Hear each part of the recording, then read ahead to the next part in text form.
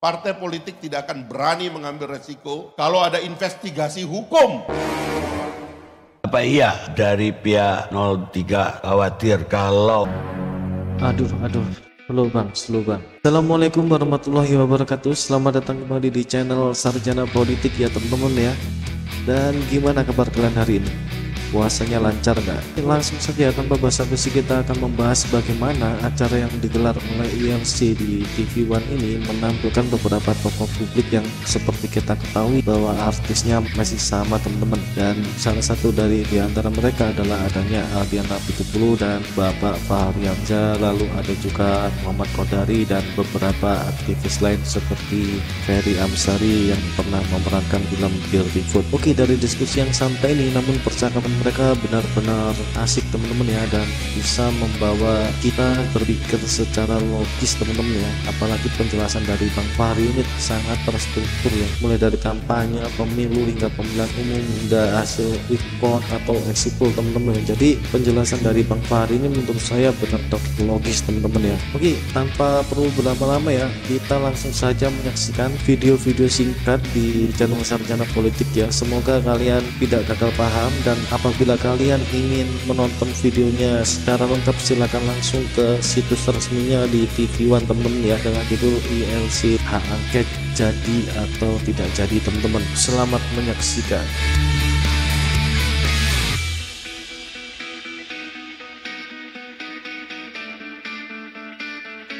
Kalau dibilang kita ragu, di mana ragunya? Bahwa kemudian tidak harus hari ini kan, juga tidak harus kemarin toh. Sebagian memang sedang menunggu perolehan suara final dari KPU tanggal 20. Tapi kalau itu dijadikan sebagai patokan, tidak ada sedikit pun keraguan dari kami untuk kemudian tidak melakukan langkah angket. Sama sekali tidak ada. Berkali-kali loh penetapan itu oleh DKPP. Ada nggak? Kemudian ada tidak pelibatan secara masif misalnya aparatur negara? Karena tugas aparatur negara tidak untuk memenangkan salah satu calon. Itu ada undang-undangnya, ada. Terjadi nggak pelanggaran undang-undang itu? Kan itu yang akan dibahas dalam hak angket. Jadi kalau dibilang kemudian apakah hak angket akan membahas kecurangan pemilu? Tidak. Hak angket akan membahas secara spesifik adalah terjadi tidak pelanggaran undang-undang, penyimpangan. Selain undang-undang pemilu, APBN juga dituangkan dalam undang-undang. Betul tidak bahwa kemudian APBN yang harusnya untuk mensejahterakan rakyat ini misalnya ditemukan dalam proses angket itu kemudian dipakai untuk mensejahterakan kemenangan? Kan itu harus diperiksa dalam hak angket. Kalau orang membandingkan hak angket dengan Mahkamah Konstitusi, itu dua hal yang berbeda bang. Iya. Tidak sama. Apa iya dari pihak 03 khawatir kalau angket dimajukan terjadi kerusuhan, Presiden Jokowi bisa keluarin keadaan darurat?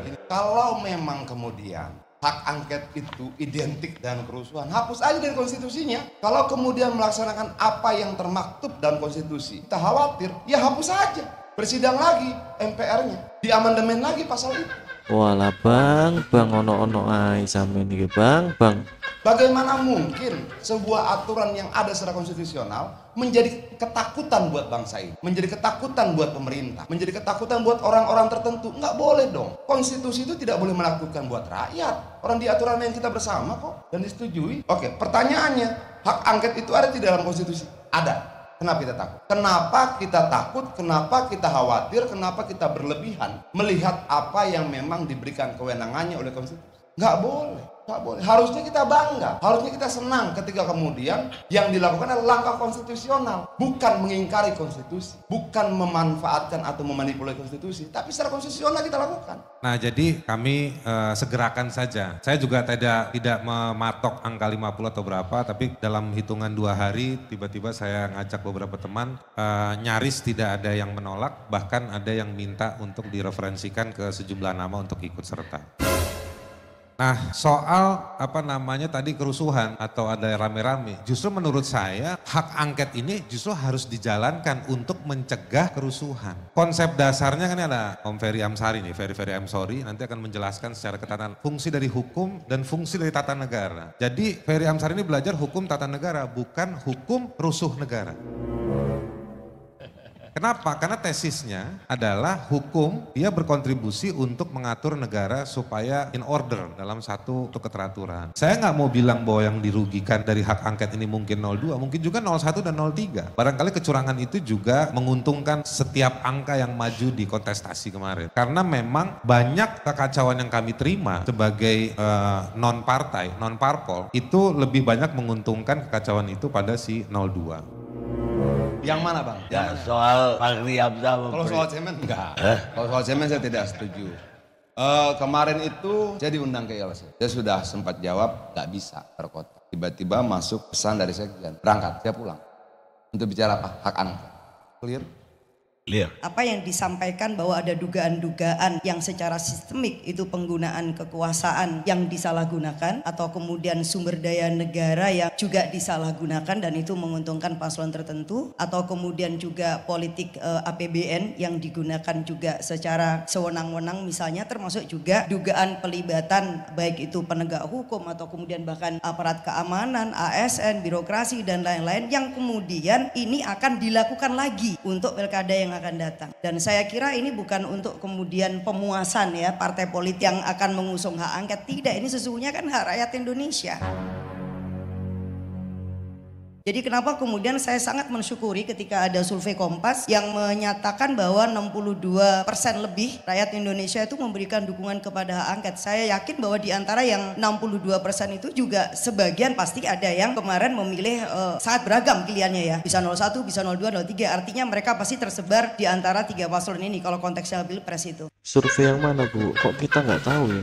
Tetapi ternyata kan rakyat tetap juga menghendaki bahwa demokrasi kita ini nggak boleh dijalankan dengan cara main-main. Yang sebelum Ganjar dipanggil udah bilang bahwa akan ada yang jadi tersangka. Jadi ada pertanyaan tadi di ruangan itu. Bagaimana dia bisa tahu sebelumnya? Oh iya, kemarin ada capres yang dilaporkan oleh ketua IPW ya Bang ya. Siapa yang mau jadi tersangka Bang? Baik, terima kasih Bang Karni. Terlalu banyak sebenarnya yang harus dibahas dari pemilu ini. Saya terus terang, ini bulan puasa jadi harusnya tadinya saya kira kita akan nadanya agak landai begitu ya. Supaya kita betul-betul ini niatnya bener nggak sih ini mau memperbaiki keadaan gitu loh. Resistensinya yang paling kuat ya memang dari partai politik sehingga mengajak partai politik seolah-olah mereka mau menjadi bagian yang perbaiki secara komprehensif soalan ini rasanya agak berat. Nah, itulah yang menyebabkan kemudian ada struggle yang luar biasa ya, sehingga pertarungan partai politik itu baik di antara partai politik maupun di dalam partai politik menjadi tidak sehat.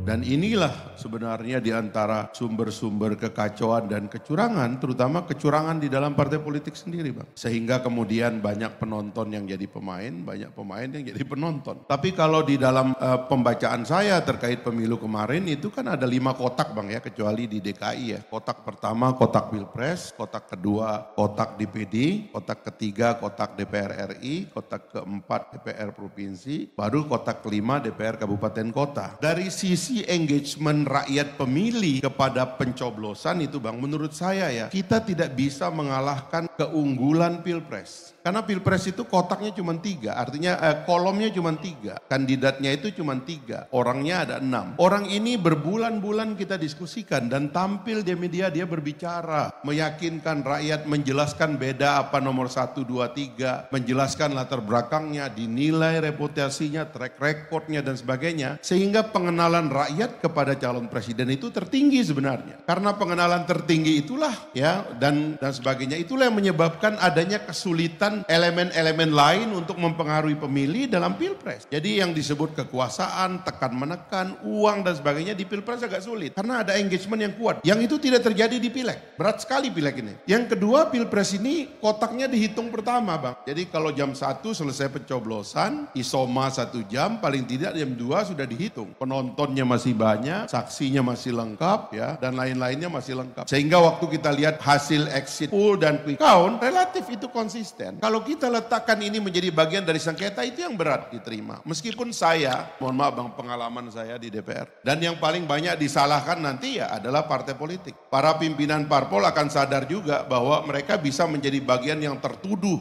paling keras kalau ini dijalankan. Makanya saya nggak percaya ini akan diteruskan. Saya khawatir Bang Ikrar, Bung Ferry, Bung Haris ini nanti kecewa kalau mengandalkan partai politik begitu ya. Karena saya yakin ini nggak akan dibuat Bang. Kalau dibuat pun bukan untuk kepentingan kita masyarakat sipil untuk melihat pemilu yang lebih baik. Ini hanya untuk kepentingan sesaat kita saja. Anggota dewan kita ini kan Korea-Korea kata Bang Bambang Pacul. Suruh marah-marah, suruh diam-diam. Karena prinsip itu tadi perwakilan rakyat yang tidak tegak. Karena sistem party ID, engagement antara partai politik atau anggota partai politik dengan konstituensinya yang tidak kuat. Pemilu itu tentang kandidat atau partai politik.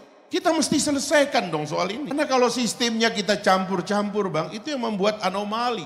Partai politik 9 tahun damai-damai saja, tiba-tiba setahun terakhir seolah-olah bertengkar. Ini kan karena Korea-Korea ini suruh bertengkar Bang, bukan karena aspirasi rakyat. Tidak ada aspirasi rakyat, ini semua tentang ketua umum partai politik yang memegang mandat dan menentukan nasib seorang anggota itu mau apa. Dan kalau kampus harus mengambil posisi untuk menjadi bagian dari pertarungan itu tidak sehat. Kalau mau kembalilah ke kampus, kembangkan tradisi akademik, kebebasan mimbar, biarkan mahasiswa bergerak, biarkan mahasiswa bebas. Dan lalu kita rumuskan apa yang terbaik. Karena jangan mau dipakai juga untuk menjadi ekstensi dari kemarahan pertarungan politik. Buat apa? Partai politik tidak akan berani mengambil resiko kalau ada investigasi hukum. Karena masyarakat sipil ini bisa-bisa nanti bilang, bubarkan semua partai politik yang ada sekarang karena semua sudah terlibat dalam kerusakan ini. Berani nggak kalau kesimpulannya begitu nanti? Gak bakalan berani Bang. Dan itu akan terjadi. Penyusupan pada penyelenggara-penyelenggara. Belum kita ungkap semua. Baik. Saya kira itu Bang. Terima kasih. Ada tanggapan dari partai politik, Bu Lulu atau Adian? Ada diserang partai politik. Ya, terima kasih Bang Fahri. Saya kira menarik ya, tapi simplifikasi itu juga nggak perlu ya.